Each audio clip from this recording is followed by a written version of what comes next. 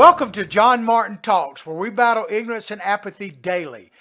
Ignorance of just how special this experiment we call the United States of America is, and the apathy that we can't or won't do anything and everything to save her. Well, ladies and gentlemen, we're going to start the show off today with breaking news. How they do it like do. We don't have the CNN thing flash across. Of course, breaking news for them is someone jaywalked and had a Donald Trump shirt or MAGA hat on. I mean, that their definition of breaking news is like continuous. But this really is breaking news because it literally broke overnight.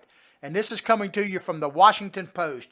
Mueller to testify to Congress in open session about his investigation. So Robert Mueller, the famed head of the Mueller investigation into Donald Trump's collusion or delusion of collusion, and then went all the way from obstruction of justice to, from collusion to collision with Stormy Daniels. Yes, that investigation that is now concluded and over, that guy is going to testify. Big shocker there, right? Former Special Counsel Robert S. Mueller III will testify to Congress in open session next month about his investigation of Russia's interference in the 2016 election and possible obstruction of justice by President Trump. So yeah, Mueller is going to testify. Now my only question right off the bat, I don't know about my only question. I don't know if I'll be able to grill Mr. Mueller or not, but I will pretend to do so. But will he stick by his word? You remember a month or so ago, he gave his 9-minute press conference where he took no questions. I don't know how you have a press conference with no questions, but he said that there was no point in him basically testifying because all he would do was repeat what the report said. In other words, he's just going to read it. If you ask him a question, he'll go like page 3, article 4, that kind of thing. So will he stick to his word or will he embellish? I don't know. I think he probably will embellish a bit because all this really, and we're going to get more in detail as I cover this story more, this is just a show trial. That's all this is. It's all for show. It's all political theater. Nothing of substance is involved in this.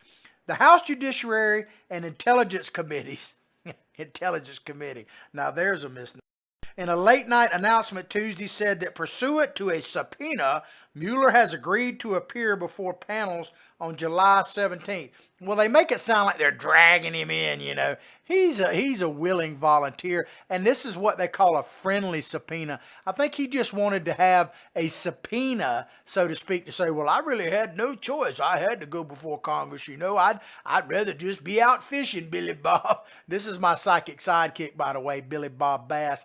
He keeps me straight. Yes, I do speak to the fishes. I whisper to the fishes. That's why they call me the old salty dog. That's why I'm red as the hat here, because I'm out in the sun quite a bit, although this was more from yard work yesterday. I put in my honeydew list yesterday. But Billy Bob Bass keeps me straight. He has a Twitter handle. It's at Billy Bob Bass 1, and mine is at John Martin Talks. But so Mueller is going to appear because he's been subpoenaed. Now, I never doubted, did you? I know I never doubted 1 minute that Mueller was going to come back and testify because this guy craves the limelight. Contrary to what a lot of reports have been that he likes to be in seclusion and in the background and all that, that's not the case. Mueller is a limelight guy, man, and this is his last, probably best time to shine. So I never doubted that he would come back and testify. I think even that press conference was all about a showboat, really. This all is political theater. That's all it is. But House Judiciary Committee Chairman Jared Nadler and House Intelligence Committee Chairman Adam Shifty Schiff, I still think that dude looks like one of those vampires from True Blood, but hey, that's just my opinion. There you go.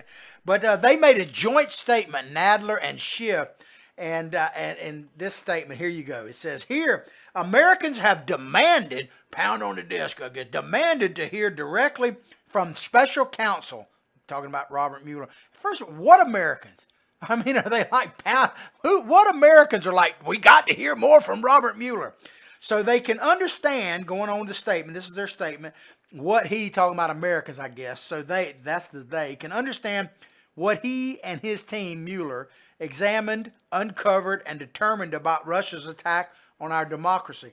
Now, I could understand there's a certain segment of people demanding. I mean, you want to put up some like nude photos of Stormy Daniels. Maybe, of course, a lot of people have already seen that, but maybe they'd be demanding that. Maybe she, testified in some kind of skimpy outfit. But Russia's attack on our democracy, the Trump campaign's acceptance and use of that help. No Americans really care about this. I'm telling you, man. A very few. Think about this. Mueller said, one of the things he said in the report, and I think he reiterated, if I recall, in his press, is we talk about this collusion. He not only cleared President Trump and his campaign, he went further and said that no Americans were involved in collusion with Russia to hack in our elections, basically, to change our elections or to modify or influence. No Americans. And unless you think Trump is not an American, which I know there are some of them out there, but no Americans. And on with the statement. And President Trump and his associates' obstruction of the investigation into that attack. And help me out on this, my listeners. If you can explain this to me, please chime in on Facebook and explain this to me. How can you, and this has nothing to do with President Trump per se, it's just a general question. How can you obstruct justice for a crime that was never committed? I still can't figure that out. How do you obstruct the investigation into a crime that never happened, that was a total fantasy from the very beginning? As you've heard me say before, but if I say it, it bears repeating. I think this whole Mueller investigation was literally the, quote, insurance policy that Strzok and Strzok went to his lover Page and said, don't worry about Trump. If Trump does get elected, we got an insurance policy. I firmly believe that the Mueller investigation is that insurance policy. But go on with the statement. It says, we look forward to hearing his testimony, as do all Americans. This is what Nadler and Shifty Schiff in their joint statement. We look forward to hearing his, talking about Mueller's testimony, as do all Americans. Now, all Americans are waiting just breathlessly for Mueller to testify. Well, have you seen the polling on this? There's actually a poll that has just come out today, a CNN poll of all things, and it kind of speaks directly to this. Let me give you just a little bit from this poll of CNN. 42% of Americans now say President Donald Trump should be impeached. So why have these hearings if it's not about impeachment? So 42% of Americans, all of them polled, so to speak, are believing in impeachment. Now, here's how this poll breaks down, because this is very important when you start talking about all Americans. 9% of Republicans favor Trump's impeachment, while 89% don't feel that way. So who is that 9%? I guess they're the never Trumper bunch. Well, I'd like to know who they are, because we need to expose these rhinos, man. But 9% of Republicans, so virtually the entire Republican Party, at least the rank and file members, are opposed to impeachment. No big surprise there. 77% of Democrats support his impeachment, compared to 16% who do not. So with what's left of the Democratic Party, all these progressive lefts, I'm amazed that 16% don't want to impeach the president. But still, it's that 16% is bigger. Think about that. There's a bigger number of Democrats who don't want to impeach President Trump in the percentage than there is Republicans that do. To me, that's kind of interesting. And this probably is the most important thing when it comes to Donald Trump and why they want to desperately have these impeachment hearings. Check out these numbers for independents, which we know is basically who swings elections. 38% of independents favor Trump's impeachment, while 56% do not. So a large majority, 56% of independents polled by CNN nonetheless, are not in favor of impeachment. You add that to the Republicans and the Democrats who are against impeachment, and you don't have all Americans, let alone even half of them, wanting to impeach Donald Trump. Back to the article. The session comes as nearly 80 House Democrats have called for launching impeachment proceedings against Trump. Let me just remind you of this. This 80 Democrats, that makes it sound like, that a huge chunk of Democrats in the House don't want to impeach Trump. Let me just clarify that for you. 100% of the Democratic leaders want to impeach Donald Trump.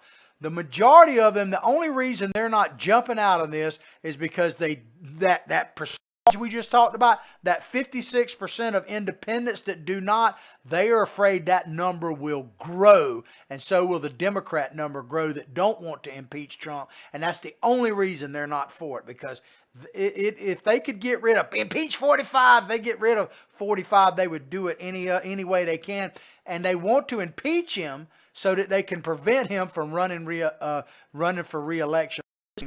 That's really what this is all about. But I like how they say that the Democrats have called for launching impeachment proceedings against Trump, arguing that he has ignored the Constitution that he took an oath to defend while repeatedly refusing to cooperate with congressional investigations. Well, a couple of things. Let's just take the last one first. He has cooperated with investigations. He was fully cooperative with the Mueller report, and they came up with squadouche. I mean, this is a president who, unlike other presidents, any other president I know, did not exercise his right of executive privilege. Every other president, even close to something like this, would have exercised their executive privilege. Donald Trump did not, which I think says a lot about the man, and transparency, and accountability, which the mainstream media is never going to give credit for. But this idea that Donald Trump has ignored the Constitution, wow. This is really rich, coming from the people who fundamentally want to transform America. And as I've told you before, this transformation of America literally means to either completely do away, repeal the U.S. Constitution, which is tough, but I think even worse, they just want to ignore it. To me, ignoring it is worse, because then it becomes not worth the paper it's written on. But when you hear them say fundamentally transform America, that's what it means. Make no mistake about it. Mueller's testimony is certain to provide the headline grabbing, that's why he's doing it, by the way, made for cable television testimony that Democrats have been craving since the release of the 448-page redacted report on April 18th. Now, 448-page redacted. The only thing they redacted is a minuscule amount to protect the innocent who were under grand jury testimony. Now, the Democrats don't give a damn about the innocent. They have proven that. They showed all of their cards in Kavanaugh, and they're just doubling down on this. You know, one thing about this goes to fundamentally changing America. You have to prove you're innocent to the state. If you're no longer assumed innocent, I don't know what we will become, what we won't be. We will no longer be the United States of America under a constitution that deals with the law and guarantees the rights of and protects the rights of the individual against the tyranny of the majority, which is what the Constitution really is all about. But this article, the Washington Post, is kind of assuming this is going to be a grand day for the Democrats when Mueller testifies. I wouldn't bet on that. My money's still on Donald Trump, somehow trumping them, and the Democrats showing their true colors, which every time they do is a disaster for them. And it will be a disaster coming up in these debates, I think, which we're going to talk about more in a moment. In his first public remarks talking about Mueller on the case since he concluded his investigation, Mueller said that if his office, and I love this part, had confidence that the president clearly did not commit a crime, this was during the press conference, he would have said so. That's not what prosecutors do, but in unique circumstances, so I guess anything happens. Prosecutors do not exonerate people. They don't condemn people. They don't exonerate people. They're supposed to investigate to a certain level to see if there's a crime, and then they're done with it. But, of course, Mueller, and this is why I said I never had any doubt that he would testify, because he didn't need to have this press conference to do all this. He loves the limelight. But talking about Mueller, he said he noted the Constitution requires a process other than the criminal justice system to formally accuse a sitting president of wrongdoing. Now, the Democrats they think this refers to impeachment, and it probably does. But the Democrats are hanging their hat on this statement. This is Mueller said that there was no collusion. He did say that. Because keep in mind, he not only exonerated President Trump on collusion, but he said no. This is very key. They never want to repeat this. The Washington Post is definitely not going to repeat this. But Mueller said no Americans were working with the Russians that he could find.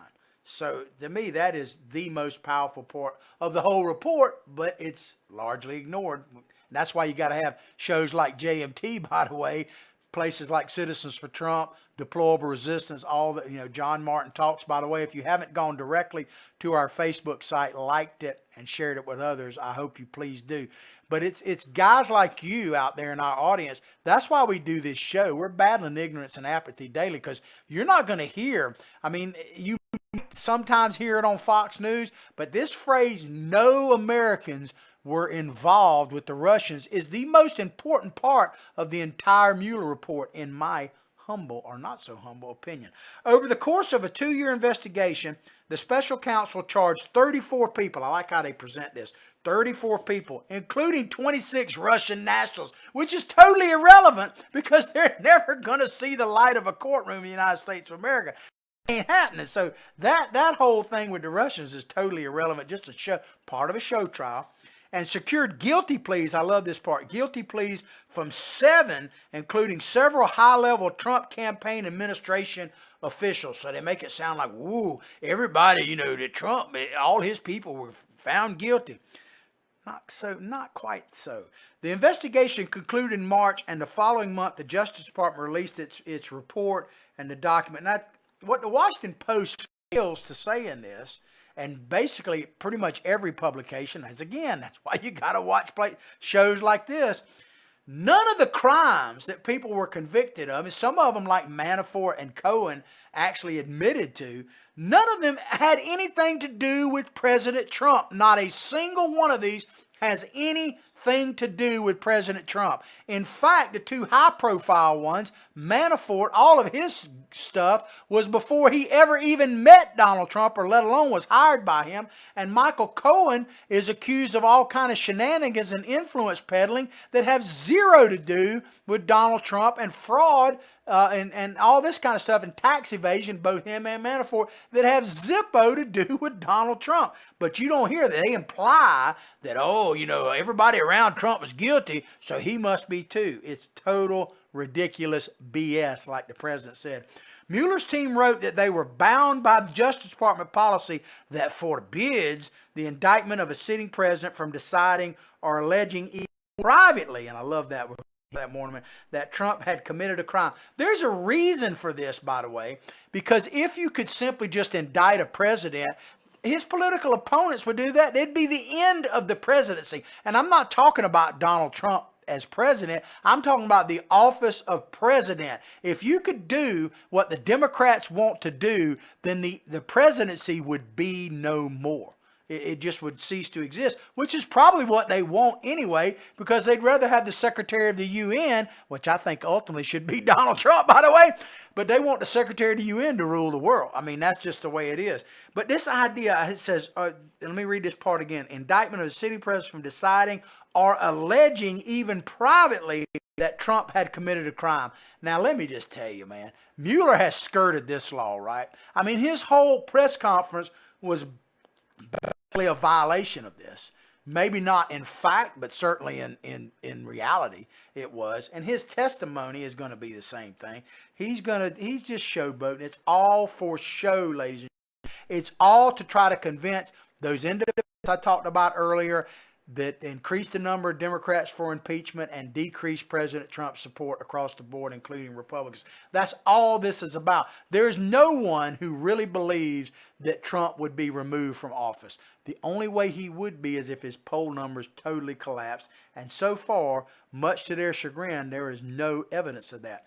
The much anticipated news comes as Democrats grappled with whether to subpoena Mueller, who was reluctant to testify in public. You really believe he was reluctant? I don't.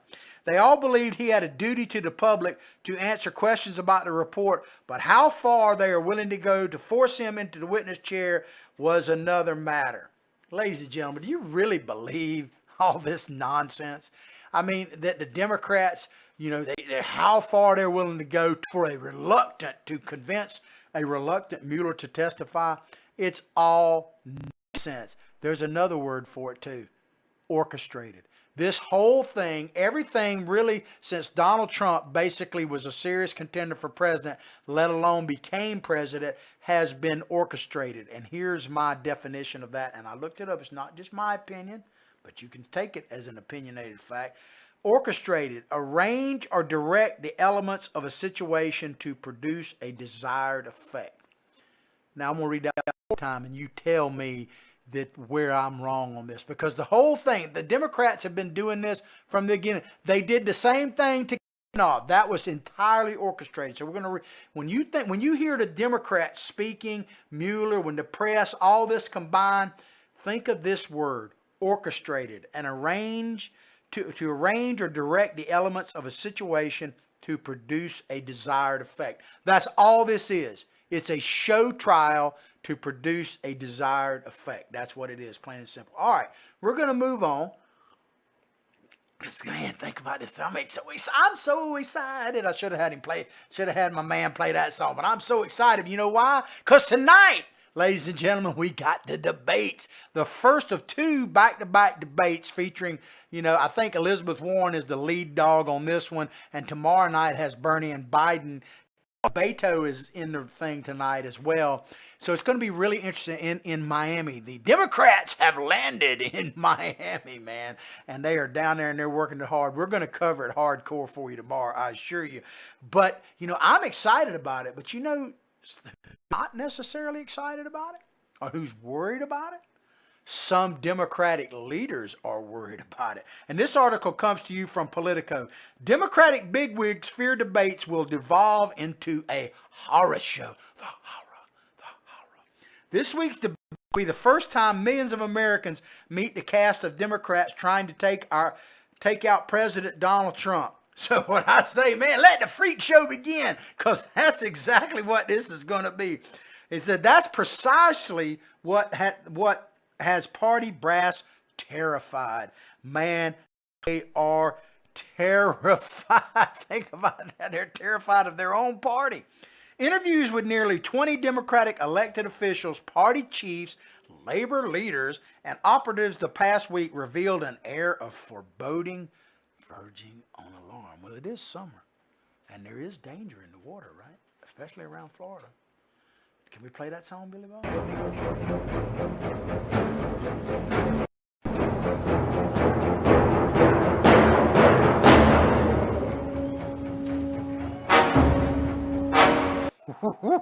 We may need a bigger boat, man.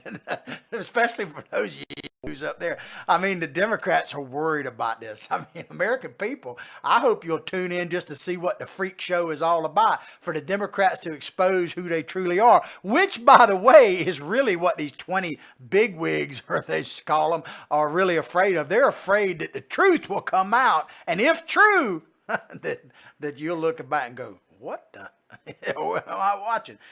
But it says here, back to this story, the debates this is what they're afraid of, that the debates will degenerate into a two-night, because there's two of them, one ain't enough, there's going to be two, bare-knuckle brawl. So they're saying this collective group is bare-knuckle brawlers?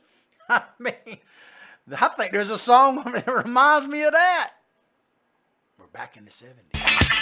Those kids were fast as lightning. In fact, it was a Everybody was kung fu fighting, so I guess they're going to get up there, and old Buddy Edge is going to he'll have to be punching up like that, right? Because he's shorter than even all the women in there, and Kamala Harris will be like, excuse me while I get this out. And of course, Corey Spartacus Booker, man, he'll be going, hey, Spartacus. And Biden will be, hey, let's all just hug. Of course, that's tomorrow night. And Beto, who don't even know what the heck, Paco Beto, he don't even know what his name is. Of course, everybody's afraid tonight that Elizabeth Warren will be on the warpath, man. Maybe she'll do a tomahawk chop on them or something like that, man. I mean, they could have some FSU fans that are going, whoa. And for a Gator to say that, that's pretty hard to say. But really what's going to happen is the reverse chop. This is what, like, the Seminoles do. But for America, you be watching it because it'll be this chop. It'll be the reverse because they're going to put the screws to you if they actually win. Back to the article. With the divisive 2016 Democratic primary fresh in their minds and the current presidential candidate starting to take swipes at one another, they're swiping. What do you swipe, man? Is it swiper swipe? That's something from like Dora, right? That's what I expect them to look like, Dora up there. Swiper, swiper. I don't know. The fear is that, see, I am juvenile sometimes. I admit that. That's why I want to be seriously interested. I don't take myself all that serious. I take you serious. But hey, life is short, man. The fear is that voters will be left with the impression of a bickering, small-minded opposition party. But isn't that what they are? Isn't that truly what they are? Think about this. These people, the Green New Deal is the best example I could think of. The Green New Deal, like the time that it came out, every one of the Democrats that announced them, which is about half as many now, immediately go, I'm on board, put me on board, you know. And like I famously said before that, hey, if you signed off, the first question of tonight's debate, this is what the first question both should be. How many of you, by a show of hands, favor of the Green New Deal? And they'll be raising their hand. They'll all try to see who can go first. And the next question will be, well, then how'd you get here? How'd you get to Miami? Because because they were all in South Carolina this week. So how'd they get from South Carolina to Miami? Was it by a plane or a boat or a fast train? Well, if so, then you are disingenuous. It wasn't by a jackass, which would be hard to get to, by the way. It's hard to campaign in all 57 states on jackass like Obama did. That's why I call them the jackasses on jackasses party, because if you're for the Green New Deal, then you better be campaigning by jackass, because that's what you're going to turn us into, riding a bunch of donkeys everywhere. But think about this. AOC, man, Ocasio-Cortez, and we're probably going to do a story about her in just a little bit. Ocasio-Cortez, she is their goddess, man. I've been saying she's really the true Speaker of the House, but I got to give her more credit than that. She has become the goddess of the Democratic Party. There's just no doubt about it. But let's hear from some of these bigwigs that are afraid of what happened tonight. Randy Weingarten, president of the American Federation of Teachers and a member of the Democratic National Committee. Now, first of all, think about that. Here, if you ever wondered where the teachers union is, I mean, here you have the head of the American Federation of Teachers is a member of the Democratic National Committee. You think we get a fair shake with them? No, probably not. But Randy went on to say, I am worried it's going to be a scrum. A lot of people trying to score points on each other and looking like scoring points more important than communicating with the American people. Well, let me tell you, Randy, the last thing you want is for this Yahoo bunch up there to actually communicate what they truly believe to the American people. Because if they do, if true, they're done. Because that's the greatest, that's what these bigwigs actually fear, is that you're actually going to know who is running for the Democratic nomination and realize that there isn't a hill of beans difference between any of them. That they're basically just the only question is who's the furthest to the left, because they are further left than NASCAR drivers who only turn left, and by the way, are for President Trump. But this Randy went on to say, this teacher union boss said that that circular firing squad is not going to help save our democracy or help working families. Well, I would call it a circular something else, but we'll leave it at that. But I always love that they say, save our democracy. You hear this from progressives. Billy Bob, are you tired of, like I am, of hearing progressives talk about save our democracy a whole time while they want to overturn the legitimate election of Donald J. Trump? Yes, Donald Trump is still your president, Snowflakes. You can continue to melt, because if I say something that melts you, then you deserve to be melted. But Donald Trump is, and now duly elected president of the United States. Get over it. I know you can't, but you ought to try. Save our democracy. What a joke. But they're worried about Uncle Joe. They're worried about Uncle Joe. Now, they're not worried about Uncle Joe getting, a little feel here, or, getting a Kamala Harris on the couch or something like that. They're worried that their boy, their front runner Joe, they're the one that's supposed to be able to just crush Donald Trump, that he's going to be picked apart by these Democrats. Let's give you a couple examples. Senator Cory Booker said last week that Biden's relationship with proud segregationists, I don't think he quite said it that way, are not the model for how we make America safer and more inclusive place for black people. Senator Kamala, because, Cory Booker, man, he has got to work on his black street creds because he don't have much now. But Kamala Harris, not to be out-blacked, said, was no less blunt when she said, I would not be a member of the United States Senate if these men that he praised, talking about Biden, had their way. Well, I hate to tell you, Kamala Harris, but let me just translate what you just said. You just basically said, if the Democrats had their way, we'd all be back in chains. Like Biden said, right? Because they're all Democrats. The people they're talking about, the segregationists that Kamala and Cory are referring to, that Biden supposedly, was like a son to or whatever, they're all Democrats. I talked about this yesterday. Check out the podcast from yesterday. A lot of you already been listening. Thank you so much. But go directly to John Martin Talks Facebook page, like it, share it with others. But check out our podcast from yesterday, because I told you flat out that the big lie and I'm just talking about black folks right now, but really everybody believes is that the Republicans were like, wanting to put people in chains. The Republican Party, love it, hate it, whatever, was the breaker and is the breaker of chains. They just want you to be personally responsible. Segregationists, the people that put black folks in chains, and as Biden said, going to put you back in chains, that's the Democratic Party. So all these people, that this whole thing is a Democratic swamp mess, and that's what they're afraid, that you might get really woke and realize who the Democratic Party truly is. That's what I'm praying for and hoping for. But Senator Bernie Sanders, meanwhile, he's going to be heard for. Comrade Bernie, perfect little communist, do what I say, not what I does. That's what a perfect communist does. Senator Bernie Sanders, meanwhile, has long criticized Biden for voting for the Iraq War and free trade deals. Think about this.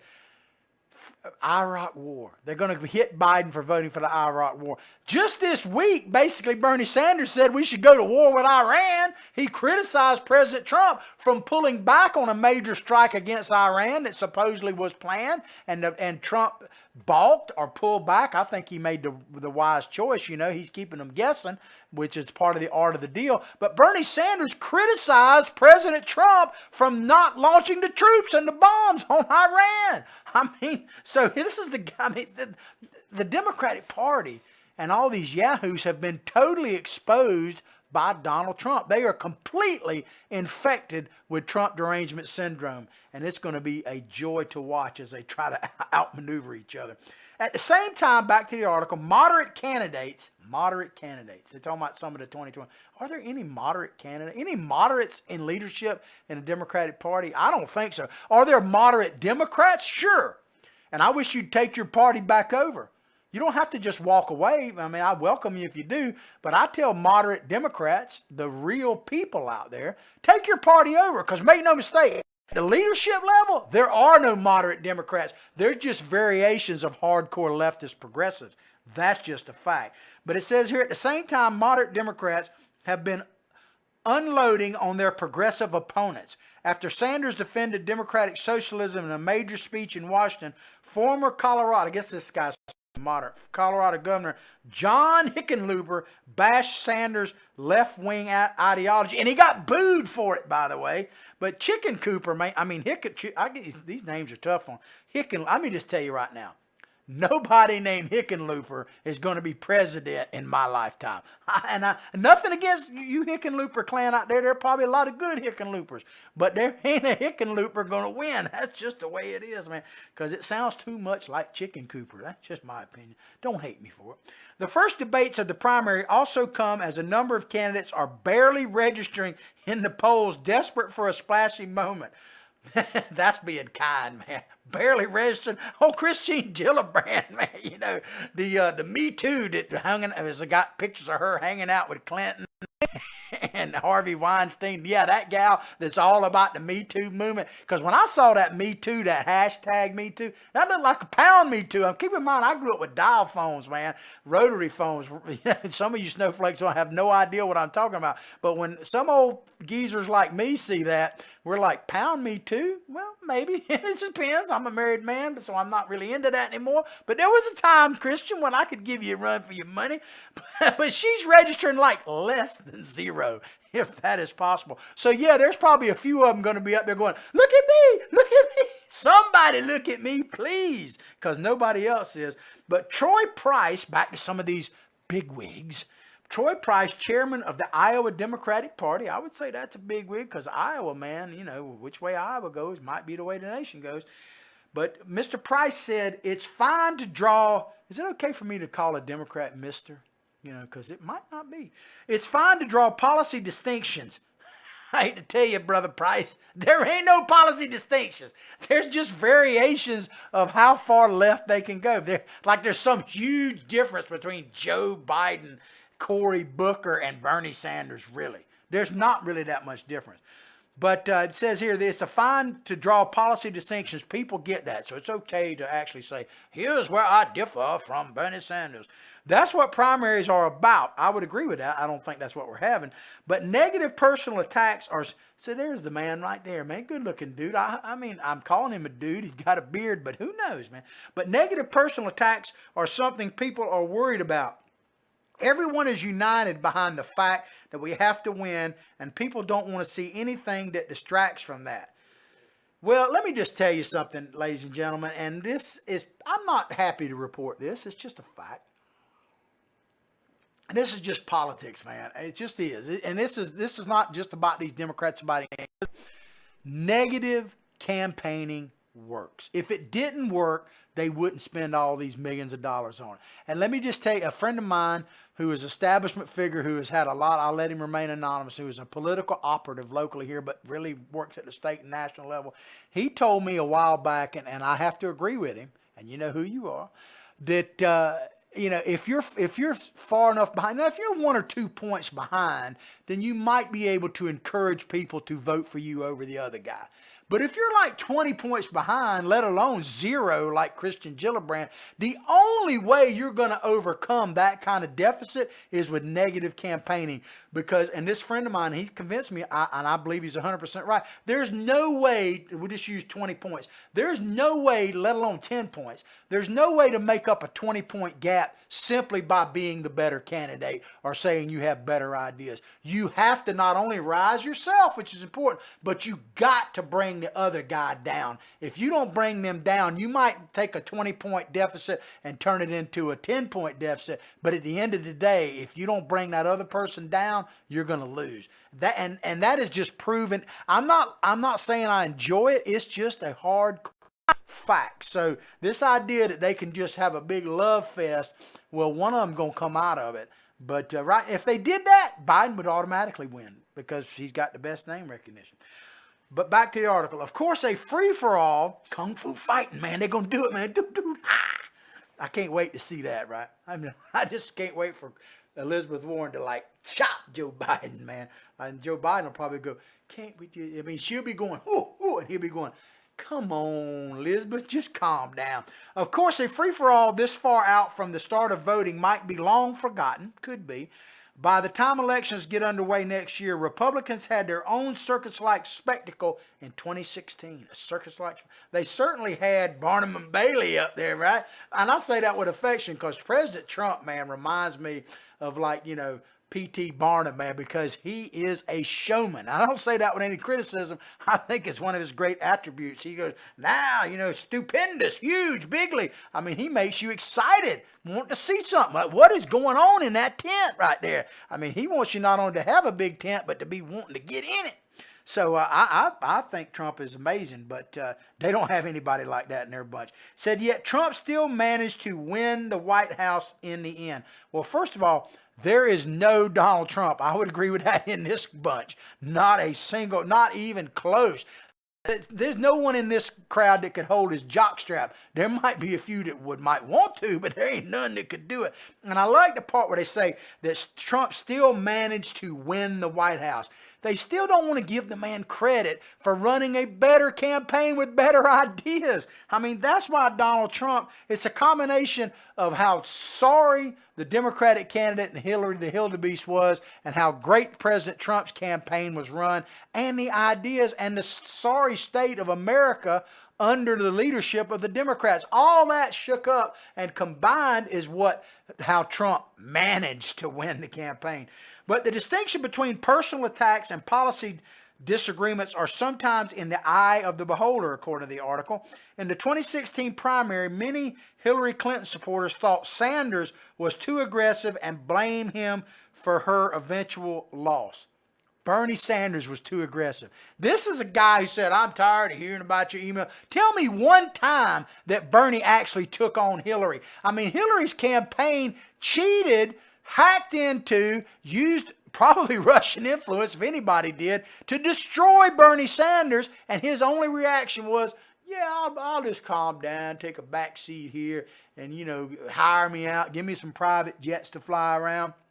Let me buy a couple of houses, write a couple of books, and I'm good. Because that's why Bernie's a great communist. It's do as I say, not as I do. Bernie Sanders totally sold out to Hillary Clinton. Now, his supporters might not. That's a whole nother story. But Bernie, feeling the burn, is a complete sellout and an establishment. Now, he's to the left. He's a left-wing swamp rat, but he is a swamp rat and part of the problem. So this idea that somehow Bernie really damaged Hillary is nonsense, man. But another one of the bigwigs here, Jerry Govin Jr., chairman of South Carolina's State Legislative Black Caucus, that's no small thing, said, I am worried about a repeat of 2016. I bet you are.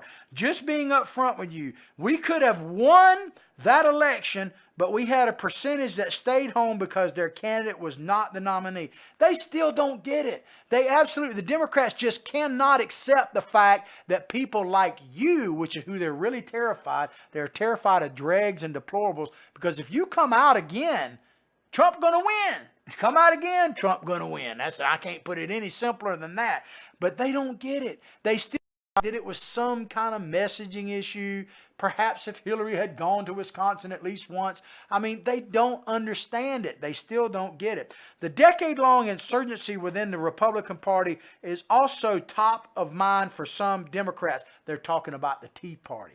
Said Scott Mulhauser, a former aide to Joe Biden. I wonder if he got a hug. I think the entire party watches what the Tea Party, talking about the Democratic Party, watches what the Tea Party did to the Republican Party and wants to find a way to move politics and governance leftward, but not burn the world down as it does. So they're saying they want some version of a Democratic Tea Party? That's impossible. It's impossible. Can we pull up a picture, any picture of like Tea Party gathering or anything like that? Where people are... Anyway, we'll get to it. The Tea Party, man. I mean, go back and look at the people who were gathered for the Tea Party. They were patriots, man. Some of them, yeah, carried guns, stuff like that. But they were just God-fearing patriot, the backbone of the American system. They were. And they weren't all these piles of trash and everything else. But there you go right there. Now, compare that to Antifa. Because Antifa is really the Democratic Tea Party, if you want to call it that. I mean, they are Tea Party was grassroots people rising up to defend America. The Antifa is grassroots for the Democratic Party. That's what they are. Now, you really believe that the country is going to support those guys right there over the Tea Party? There will be no Democratic Tea Party. It's not possible under the current direction that the Democratic Party is going. It's just not possible. Your grassroots organization, Democrats, and this is why you need to take your party back over, you moderates that are still out there, if you are out there, is Antifa. That's your grassroots. I'll go with the T rather than the anti-T myself. Democrats also said they were worried that the media, rather than the candidates themselves, will encourage and exaggerate the division. So they're worried about the media. Maybe Fox News. That's why they didn't want to go in there. But are they really worried that Rachel Maddow is going to pound on any of them? If she does, it will only be to beat down moderates and make people choose the most progressive leftist candidate. If the media has their way, and I'm talking about the mainstream media, which is another wing of the Democratic Party. If they have their way, then what we will have in 2020 is the hardcore, furthest left progressive candidate from a mainstream party this country has ever seen. That's what they're doing. So the media. My worry about the media is they won't do squat other than just what I just said. But Karen Finney, another one of these bigwigs, a former Clinton staffer recalling Trump's taunts of his rivals in particular, said, I don't think you're going to see, talking about debates tonight and Thursday, I suppose, going to see the kind of things you saw in the Republican stage in 2015. They're basically talking about President Trump. Little Marco, I don't see it being like that. I expect there will be far more substantive conversation. So they're not going to do the hands measurement, like little Marco, like President Trump. President Trump said, yeah, it's big enough and you don't need to worry about that, basically, right? So I don't see them doing any kind of, to me, I prefer this measurement over this measurement, but that's just me. But I don't see that because, excuse me while I whip this out. Because if you whip it out on the Democratic stage, it's liable to get snipped off, man. So I don't see that, man. But it's too bad that they're not going to, if this report is right, it's too bad that they're not going to be that way because, man, think about the great nicknames of this bunch that's up there. I mean, right off the bat, you got like Pocahontas, as President Trump calls her. I call her Liawapa, the whitest woman on the planet by her own accord, by her own paid for research, right? Her opposition research on herself. She's the whitest woman that's ever lived. Then of course you got, Corey, I am Spartacus Booker, Kamala Harris, like, where's my Willie? And her daddy, the ganja queen is not happy with her. I mean, Christian Gillibrand, pound me too. I mean, it just goes on and on. Of course, Uncle Joe, man, Sleepy Joe, Creepy Joe. I mean, the nicknames that are out there for these people, Comrade de Blasio, I can't wait to see that guy. But just for the nicknames alone, man, I hope it's not true what they say. All right, so it's going to be really interesting over the next couple of days. We're going to give you full reports here. Let me check my time. I'm doing pretty good. I got two more quick stories to get in that are basically peas in a pod. Because if you think this group of Democrats, as I've been painting the picture, they're just hardcore left, they're not left enough. They're not left enough for some groups out there. And we're going to talk about that right now. This comes from you from Politico. Progressive groups push 2020 Dems to decriminalize border crossings and defund ICE. Leading progressive groups will demand more Wednesday from Democratic White House hopefuls on immigration policy, calling for candidates to support the decriminalization of border crossings and the closure of detention camps. So basically, saying is they want the Democrat Party, whoever comes out 2020, to say we have open borders, they don't mention it, but I will, and a welfare state, which is the end of any nation, let alone America. That's what they're advocating for. In an effort to push the candidates to the left, now how hard is that going to be to push them to the left, and fill a noticeable messaging void in the primary, 8 liberal groups, and some of these I've heard of, some of them I hadn't, including United We Dream, Action Move On, and Indivisible. Now, MoveOn.org and Indivisible, I know about them. One is the Move On, Soros, and Indivisible. I've had some contact with these people, and man, you talk about, basically they're like Antifa without the mask, is what they are. Many of them probably do both. But these groups want the presidential contenders, talking about the Democrats, to subscribe to their free to move, free to stay policy platform. Think about that. Their policy, but they're talking about the border. Free to move, free to stay. So open border, you can just come and go, free to stay, do whatever you want. Just, come to Disney World and never leave. Do you really believe, is there anyone out there that truly believes that we could be a sovereign nation and go with this BS? There are people who truly believe in this. That's not what I'm saying. But do you truly believe that we can maintain and be a sovereign nation ruled by a republic, if you will, under the U.S. Constitution and go with this? Is there anyone who actually believes that? Please let me know, because I'd like to know. Plus, I'd like to tell you, you're simply wrong. The platform provided first to Politico tells, imagine that, to Politico, tells candidates to using the slogan, oh, by the way, I've said this before, but I read some of these articles and listen to programs, and I'll watch the debate last tonight. I imagine you will too. But I do it as a public service so you don't have to. I torture myself and Billy Bob and everybody around me. The platform provided first to Politico tells candidates to stop using the slogan. Now think about this. This slogan I'm about to read is too far to the right for these guys. This slogan, comprehensive immigration reform. That slogan, comprehensive immigration reform, there's nothing about the reality that they're illegal aliens. Is too far to the right to be used. That's how far left they are. Wow. I mean, wow, just wow. To end mandatory detention and to defund the Reform Immigration and Customs Enforcement, ICE. So basically they want to do with the people the law enforcement of the United States of America. And they want to do with, of course, Customs and Border. So they just want to end all law enforcement, both internally and at the border, period. What do you think would happen if that were to actually happen? I can tell you what would happen. It'd be the end of America. What their platform is the end of America platform. Now, would it be better? I don't think so, but maybe you could make a case for that if you're a true believer like they are. But I don't see how you could possibly think that whatever we have going on today could survive this. Not possible. But Angelia Padilla, National Policy Director for Indivisible, that's that group that I tell you is basically unmasked Antifa, and they go back and forth, said, when you think about the Green New Deal, when you think about Medicaid for all, those are big visionary proposals. Yeah, they're fantasy, but hey. But it's a nightmare, more like it. But it's missing on immigration. So they want to go big on immigration, basically open borders, free for all, free to go, free to stay, welfare for all. You got to go big. I guess the theory is you got to go big to destroy the USA. Think about this. While people at the Trump rallies, like 25,000 people are unison going, USA, USA. And that's terrible. That cringe, oh, that's like, crazy. That's because these people they want a USA. They want a USA go away. That's what they want. Democrats running for the White House have to present an aggressive alternative to Trump, the organization warned. An aggressive alternative to Trump. What exactly does that mean?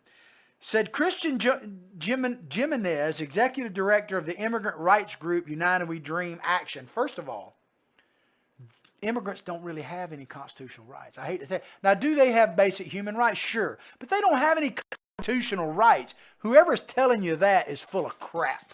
Plain and simple. But she said, this lady on the picture right here, she's a pleasant looking person, but she wants to end America, so I can't go with her. We are mobilizing voters to elect a new president who shares these same principles as us. Someone we can trust to solve the horrific and terrorizing immigration system that's hurting immigrants and asylum seekers. Now, you notice there's one thing missing, Ms. Jimenez, in your comments. What's missing is any concern for the American citizens. The American people are not on your list at all. Because, yeah, does our immigration policy work against illegal immigrants, asylum seekers, and people that are border jumping and bum rushing and bus rushing our border? Yeah, it does. It does, but it's supposed to. If we just enforce existing law, by the way, which is what the radical President Donald Trump is trying to do, we could end this. Build the wall, baby. It's better for all. It's better for all. But think about this. That statement, I'm not going to read it again, but go back and listen to it. There is no mention of what is good for the current American citizen, regardless of color, creed, or whatever. How is this, for instance, let's just go straight to the point, because they talk about Hispanics. How is allowing a free-for-all border good for the Hispanic community of citizens of the United States? It would be disastrous, because they're coming to your neighborhood first. They're going to destroy your schools, overwhelm your hospitals, all that first. And a lot of Hispanics are waking up. They're getting woke for real, and they're turning towards the only person standing up for the Americans on a consistent basis really is J. Trump. None of these Yahoo Democrats are doing it. In fact, they're going just the opposite way. So when you're listening tonight and tomorrow night, or if you can't stomach it, listen to my report tomorrow. Think about this. What one person on that stage is actually showing concerns for the American people? If you find one, guess what? They don't have a chance. They don't have a chance because the current Democratic Party, the leadership of it, is anti-American. It just is. The next president, the platform adds, should provide permanent protections for immigrants within the first 100 days through executive action rather than wait for legislation. That's why, ladies and gentlemen, think about it. That's why I battle ignorance and apathy daily, because they're brainwashing people. They're brainwashing our youth. And there's more to this particular story, but I'm going to move on because we only got a few minutes left to this last story because it coincides. And not to be outdone by this group is Ocasio-Cortez, man. This is coming to you from Breitbart. Ocasio-Cortez shares tips on avoiding ICE arrests after Trump delays deportation. Representative Alexandria Ocasio-Cortez has been utilizing President Trump's announced 2-week delay in the planned mass roundup of illegal immigrants to help those illegals prepare for any kind of ICE thing. So are you surprised? No. She sent out an email. It said, let me just read this because we don't have much time. We need your help. Just a few minutes ago, the Trump administration announced that they would delay their nationwide ICE raids for 2 weeks. But that does not absolve us from our obligation to help our neighbors. Now, she's talking about the neighbors of illegal immigrants. That's what she's talking about. Immigration rights, I've already talked to you about that. Anyway, we'll skip forward. But she basically gives a how-to list. I'm not going to be able to check out the article from Breitbart. I want to give them credit on this. But let me just read this one part and we'll conclude the show. This is what Ocasio-Cortez put out. Do not give ICE passports or consular documents unless they have a search warrant signed by a judge listing those items. ICE agents often ask people to gather up their travel documents during arrest. They are only doing this to help the government try to deport you. She said, say, I don't want to bring my documents or I don't want to give anything over. Now, President Trump has been accused by the left of being a traitor, right? But here you have Democrats, elected Democrats, openly trying to show people who are here illegally how to evade the law enforcement of the United States. I could go on and on. A lot of this stuff is funded by George Soros. It talks about that. Check out the article. But let me just conclude by saying this. This goes right into the Democratic debates tonight. Ladies and gentlemen, we've got a choice. We've got a choice to make. And basically, it's real simple. Do we want to, and this is Democrats, Republicans, and everybody in between, do we want to be a constitutional republic that presumes innocence of people? You don't have to prove your innocence to the state. That actually is to protect the rights of the individual, not the rights of collective groups, but the right of the individual. Do we want to continue to be that nation or not? Because if these Democrats away, and they're telling you, you don't have to guess where they stand. You won't have to guess where they stand, I'm assuming, tonight. They will tell you if you just listen and take them at their word. They want to fundamentally transform America, which means that the USA under the Constitution goes away. USA, go away. That is basically their theme, their mantra. So while you're chanting USA, USA, their chant should be USA, go away, because that's what they're doing. Anyway, I hope you've enjoyed the show as much as I've enjoyed bringing it to you. I can't wait to watch the debates and talk about them tomorrow with you. So stay tuned, like and share our program far and wide, because we depend on you to battle this ignorance and apathy on a daily basis. But above all else, ladies and gentlemen, as I say every day, from my heart, from my family to yours, have a blessed day.